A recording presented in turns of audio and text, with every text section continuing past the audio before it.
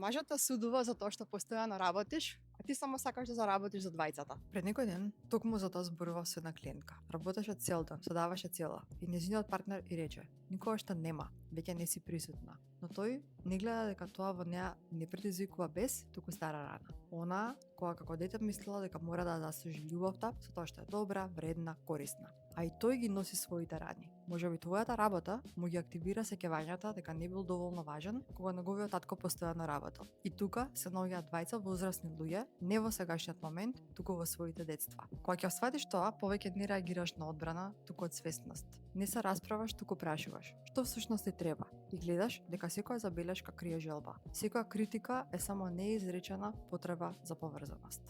Ако чувствуваш дека и твојот однос страда затоа што си постојано во работа, а сакаш да научиш како да го балансираш бизнисот, емоциите, односите, напиши ми го во коментари зборот баланс и ќе ти ги пратам сите детали за програмата.